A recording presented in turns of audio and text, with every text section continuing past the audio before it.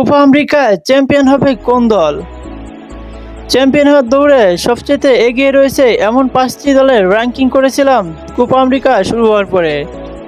তবে এবার যেহেতু কোয়ার্টার ফাইনালে আর 8টি মাত্র দল আছে, তো এখান থেকে শিরোপা জয়ে সবচেয়ে এগিয়ে থাকা টপ থ্রিতে আছে কোন 3টি দল যারা কোপা আমেরিকা জিতবে।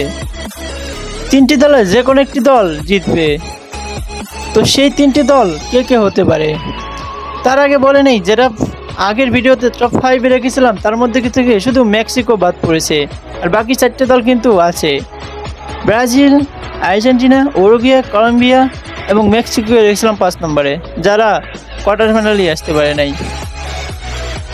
তো গ্রুপ এ থেকে কিন্তু আর্জেন্টিনা চ্যাম্পিয়ন হয়েছে, বি গ্রুপ থেকে ভেনেজুয়েলা চ্যাম্পিয়ন হয়েছে, 3টি ম্যাচ থেকে 3টিতেই জয় পেয়েছে। গ্রুপ সি থেকে উরুগুয়ে 3টি ম্যাচ থেকে 3টিতেই জয় পেয়েছে। অন্যদিকে শুধু গ্রুপ ডি যেটা একটু হার্ড হয়েছে, সেখানে কলম্বিয়া এবং ব্রাজিল, কলম্বিয়া গ্রুপ চ্যাম্পিয়ন হয়েছে।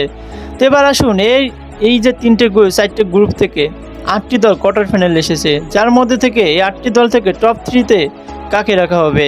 তো নাম্বার 3তে কাকে রাখা যাবে?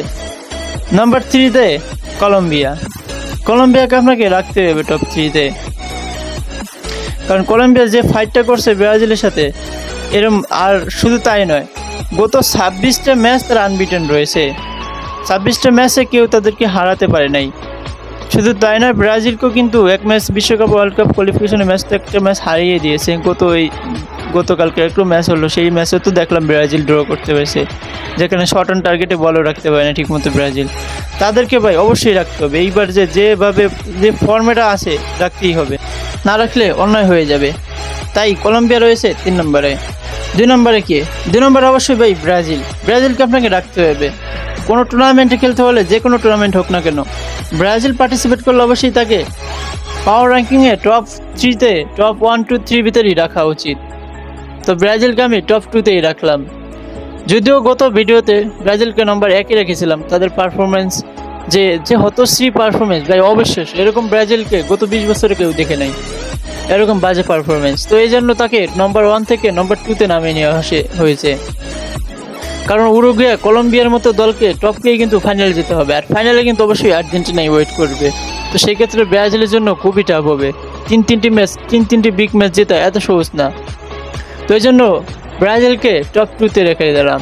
নাম্বার 1 ভাই, নাম্বার 1 আর্জেন্টিনা সাইডে যে ছোট দলগুলো পড়ছে, আর্জেন্টিনা ইজিলি ফাইনালে চলে আসতে পারবে। তবে আর্জেন্টিনার জন্য ফাইনালে যে কোনো কলম্বিয়া বা ব্রাজিল যে কোনো একটা দল থাকলে টাফ হবে, যদিও টাফ হবে, তারপরেও কিন্তু আর্জেন্টিনা ফাইনালে আসবে কিন্তু ইজিলি পাবে। তো এই জন্য আমি অবশ্যই আর্জেন্টিনাকে 1 নম্বরে রেখেছি।